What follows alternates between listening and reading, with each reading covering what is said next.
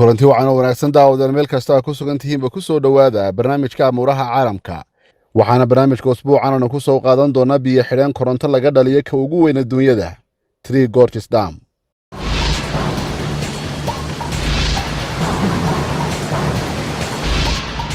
shubka adag ee lagu xidhay biyaha webiga Yangtze ee waddanka Shiinaha ayaa noqday dhismaha biyo xidheenka ugu cajiibsan dunida.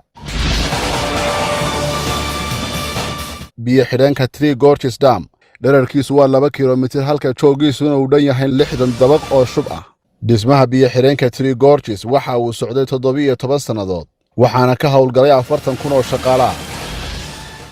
balse sanado badan oo kale waxa qaatay xaalkiisa waxaana la filayaa marka uu si buuxda u howlgalo sanadkan 2019 inuu soo saari doono koronto quwadeedu ay dhan tahay 20,000 oo megawatt taasi oo 2 jeer ka badan korontada ay soo saaraan xarumaha korontada nuclear-ka ee dalka Ingiriiska oo dhammaantood la isu wada geeyay.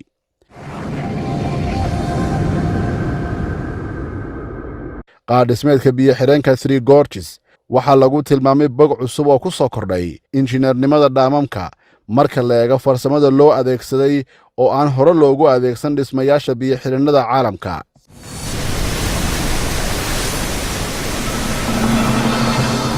dhaqaalaha Shiinuhu waa mid si xawli ah u kordhaya waxaana lagu tilmaamay midka ugu kobaca sarreeya caalamka. kacdoonka warshadaha ee dalkaasi ka bilaabmay ayaa abuuray baahi weyn oo Shiinuhu u qabo inuu helo quwad koronto oo raqiis ah.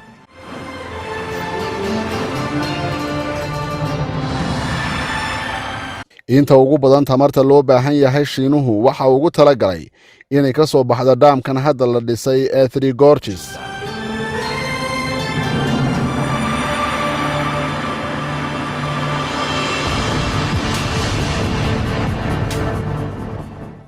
kaasoo ku yaalla webiga Yangtze oo mara bartamaha waddanka Shiinaha isla markaasina webiga saddexaad ee adduunyada ugu weyn.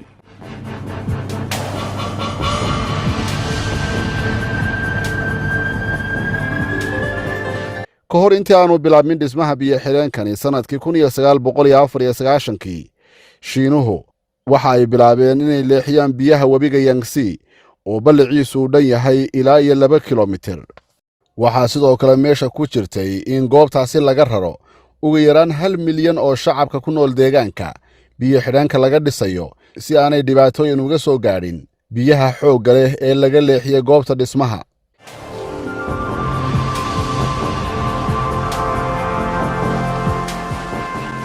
GORGES Dam is the biggest hydroelectric project in the world. GORGES waa mashruuc dhisme oo dhaamkan ugu ballaaran dunida.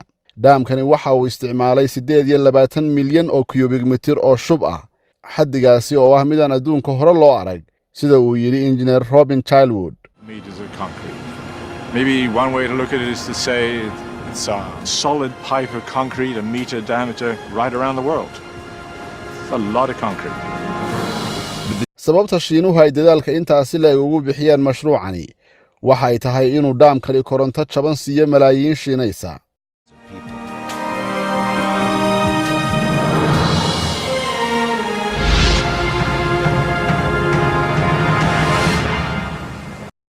injineerkan Ingiriiska Robin Childwood waxa uu halkan ku sugnaa ilaa 2003 oo mashruucan dhismaha ka waday.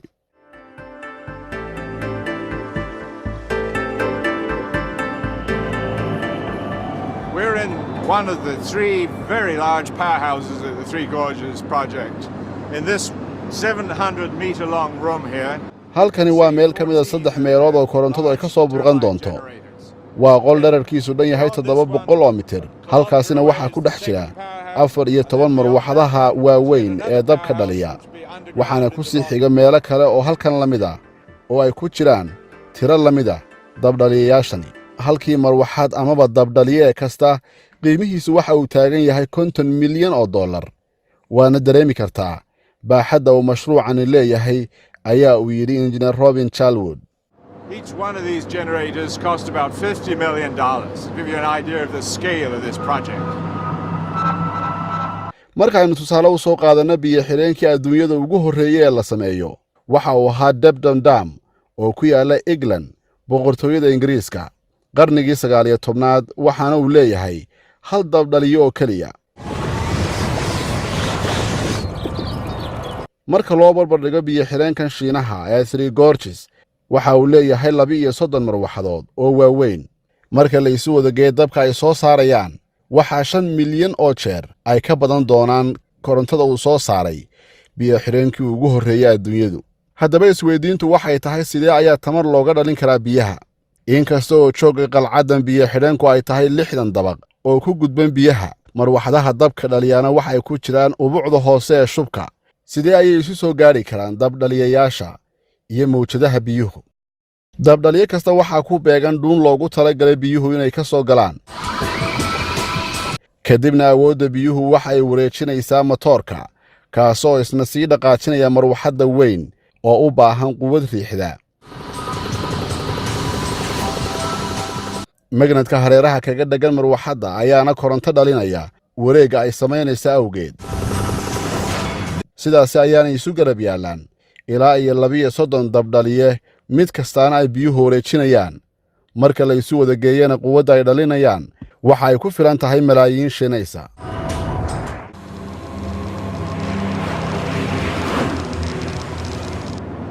This project is setting a new benchmark in the international hydroelectric industry.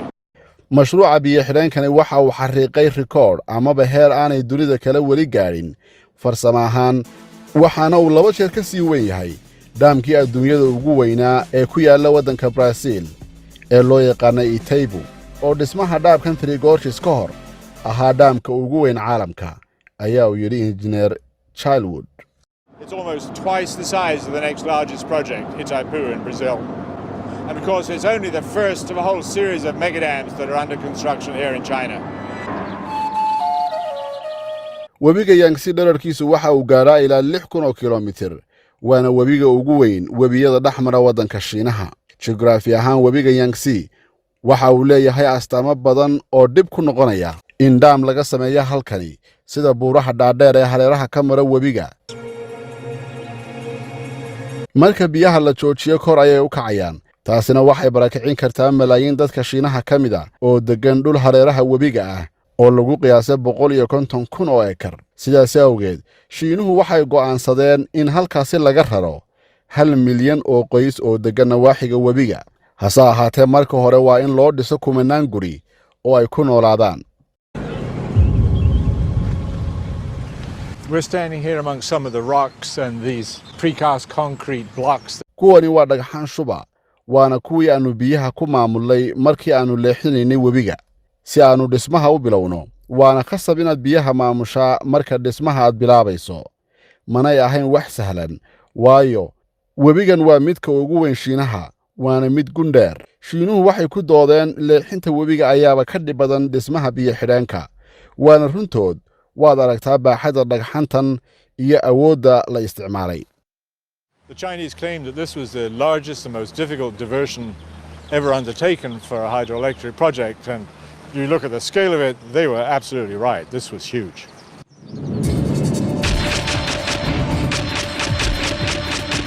injineeradu waxa ay dhiseen kaabadihii ugu horreeyay ee dhagxanta biyaha lagu leexinayay, iyagoo webigana u oggolaaday in qayb biyuhu ay ka socdaan.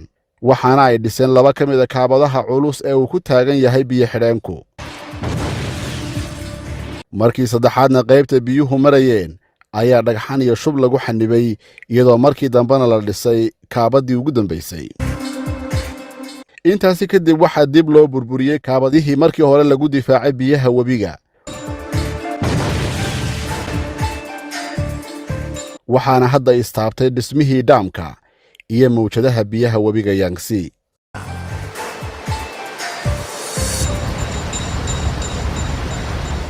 Having built such substantial cofferdam structures, it's a major challenge how to remove these things.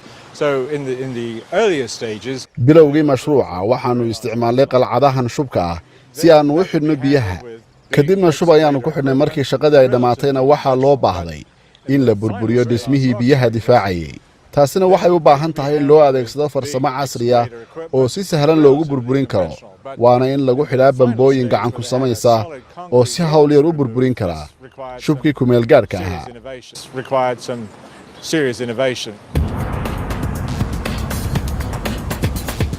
shiinuhu si ay taasi u sameeyaan sanadkii 2006 ayaa waxay keeneen farsamo iyagoo adeegsanaya walxa qarxa oo laga sameeyay maadada loo yaqaan dynamite taas oo lagu mudmuday gidaarka shubka ahaa ee ku meel gaarka ahaa dabadeedna waxa ay dhulka la sintay gidaarkaasi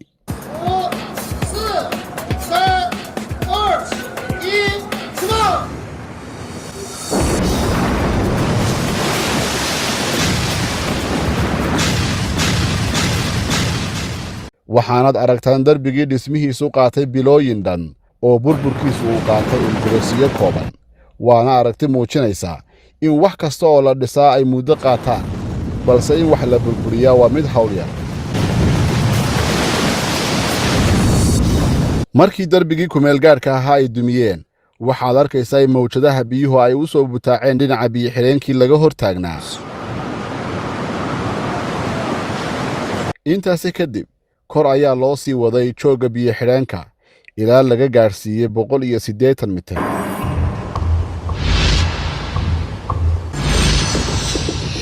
khubarada ku xeel dheeri waxay sheegeen in shubka adag ee loo isticmaalay biyo-xidheenkan ay 10 jeer ka qara weyn tahay biyo-xidheenka Hoover ee dalka Mareykanka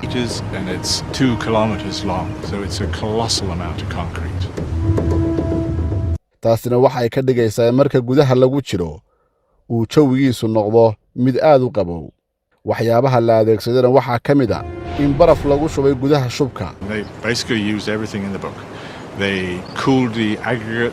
iyo maadooyin kale oo sahlaya in falaaraha cadceedda xilliga kulaylaha amaba xagaaga aanay ka gudbin shubkaasi adag si aanay gudaha iyo qalabka yaalaaba kulayl u dareemin some of the summer weather being especially hot, July and August, they actually went so far as to use a fog spray system to blow effectively a fog blanket over the top of the dam with the objective of blocking the solar radiation from piling down into the concrete and adding to the heat that was being generated on the inside. xilli roobaadka webiga Yangtze waa uu buux dhaafaa si aanay fatahaadu u iman biyo-xidheenka Three Gorges inuu si habsamiya u sii daayo biyaha dheeraadka iyadoo la furayo 32 dhuumood oo loogu talagalay biyaha saayidka ah in lagu tuuro The design of a spillway like this has to deal with the force of the water as it drops over 100 meters in this case here, then achieves huge velocity at the bottom of the dam. injineeradu waxay wajahayaan dhibaato kale oo u baahan in la xalliyo webiga Yangtze waa midka ugu mashquulka badan dhinaca gaadiidka guud ahaan qaaradda Asia ee maraakiibta isaga gooshaan waxaana loo baahan yahay in taasi aanay meesha ka bixin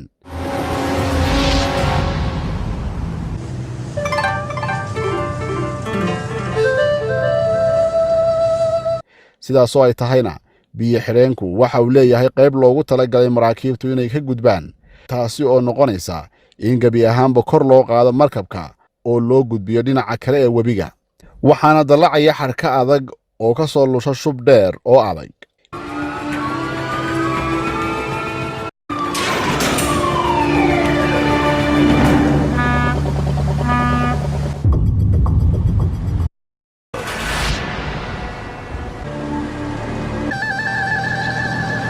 The Yangtze is a really important waterway for navigation traffic in China, leading all the way from Shanghai, the coast. Engineer Chalwood waxa uu sheegay in webigani uu muhiim u yahay shacabka Shiinaha.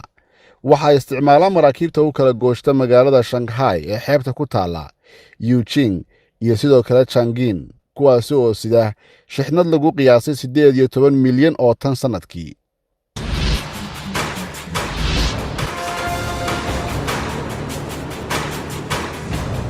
halkan waxaa maalin kasta ka gudba 170 markab kuwaas oo u baahan in la dhaafiyo biyo-xidheenka injineerada dhisay biyo-xidheenkan ugu weyn caalamka waxaa sidoo kale ay dhiseen qaybtan maraakiibta dalacda oo noqotay tan ugu ballaaran dunida To provide a more efficient transit opportunity for passenger traffic, they've built this ship lift system here, which will allow boats to go through in about 36 minutes. biyo-xidheenkan baaxadda weyn Shiinuhu umay dhisan oo kaliya in koronto ay ka dhaliyaan balse waxaa jirta khatar weyn oo uu daboolay waana fatahaadaha webigu uu samayn jiray waxaana la sheegaa waddanka Shiinaha 2000 ee sannadood ee lasoo dhaafay in 10kii sannadoodba hal mar ay dhici jireen fatahaado waaweyn kuwaas oo dad badan ay ku nafwaayeen. fatahaadii ugu darnaydna waxa ay dhacday 1931 oo ay ku dhinteen 135,000 oo qof ilaa 2 milyan oo gurina uu burburiyey fatahaadda webiga xilligaasi uu sameeyey sida uu sheegay Mr. Charlwood. Over the last 2,000 years, there's been about one major flood every 10 years. In 1931, there was a really bad one, killed about 135,000 people, destroyed almost 2 million homes. And so this is the main reason why they've built the Three Gorges Dam, is to control this terrible flooding problem. taariikhda biyo-xireennada marka dib loo raaco waxaa khatar weyn ku haya ciidda amaba carrada ay wataan biyaha webigu kuwaas oo fadhiista gunta hoose sanada kadibna waxay aasi kartaa biyo-xireenka oo dhan.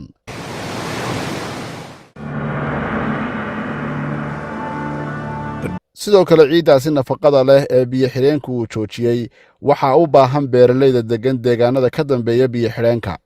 khubarada dhismuhu iyagoo markaasi ka fakaraya cimri dherarka biyo-xireenkani waxay u sameeyeen dhuumo hoose oo si tartiiba ay camuuddu uga bixi karto marka loo furo.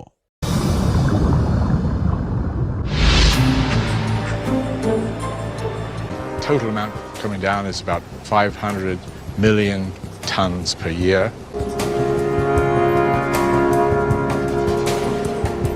si kastaba ha noqotee shacabka iyo dowladda waddanka Shiinaha ayaa naf iyo maalba duldhigay dhismaha biyo-xireenkan ugu weyn dunida ee Three Gorges waxaana ay ku dabooli doonaan baahida dhinaca korontada iyo sidoo kale dhinaca beeraha. sidoo kale waxa uu daboolay khatartii muddada dheer taagnayd ee dhinaca fatahaadda ee dhowrkii sannadoodba halkaasi ka dhici jirtay.